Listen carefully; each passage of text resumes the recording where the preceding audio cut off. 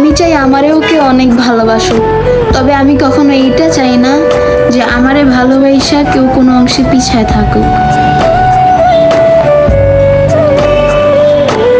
হেসে না হয় মুক্তি দিলাম, কেঁদে আর পেলাম কই? যতই বলি তুমি আমার, তুমি আর আমার কি?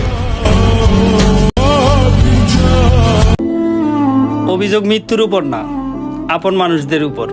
একটু দেরিতে চোখ খুলে দেখি খোদাই করা আমার কবর।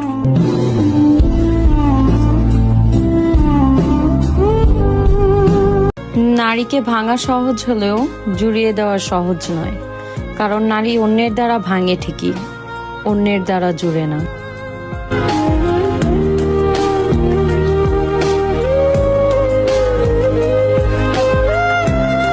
যদি জানতাম এই গল্পের শেষে আমি তোমাকে পাবো না,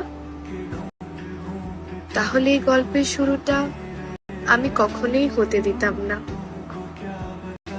আচ্ছা, আমার না একটা কথা জানার আছে, উপসংহারে যদি বিচ্ছেদই থাকে, তাহলে সূচনা কেন এত রঙিন? মায়াবতী, আমাকে ঘৃণা করো না, আমি সইতে পারবো না। ভালোবেসে বলে দিও দূরে সরে যাব।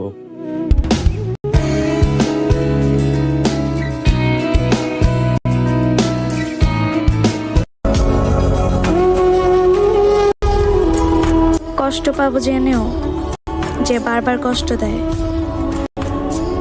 তাকে কিছু বলার থাকে না।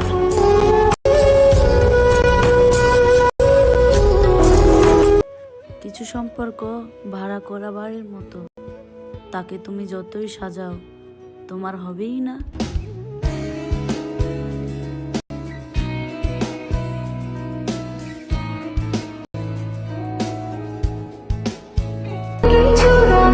আমি মানুষটা কেমন জানো? আমি কাউকে ছোট করে দেখি না, দরকার পড়লে নিজেকে ছোট করে দেখি, তবুও মানুষের সাথে মিলেমিশে চলার চেষ্টা করি।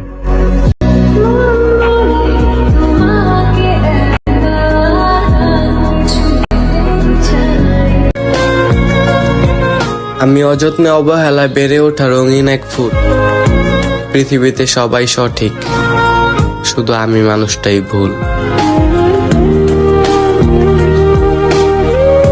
অথচ দেখো, তুমি কোনোদিন জানবে না তোমার অভাবে আমার বুকের পাঁজরখানা ঠিক কদ্দূর পুরে, কেমন করে এত গভীর রাত নির্ঘুম ভাবে কাটে, কত শত দীর্ঘশ্বাস ফালাইয়া দিন যায়। তুমি তো কোনোদিন জানবে না, তাই না? কোনোদিন না। আল্লাহ ভালোবেসে বানাইলা মায়াবতী, আর এই দুনিয়াতে এসে দেখি সবাই রূপবতীর কদর করে বেশি।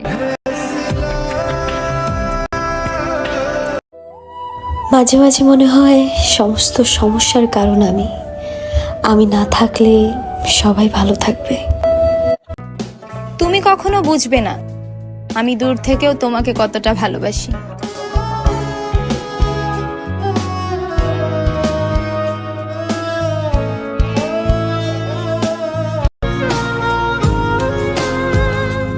কতটা কষ্ট পেয়ে তার থেকে দূরে চলে এসেছি সেটা একমাত্র আমিই জানি। সবশেষে একটা কথাই বলবো, আমি নিজেই আমার মন ভেঙেছি।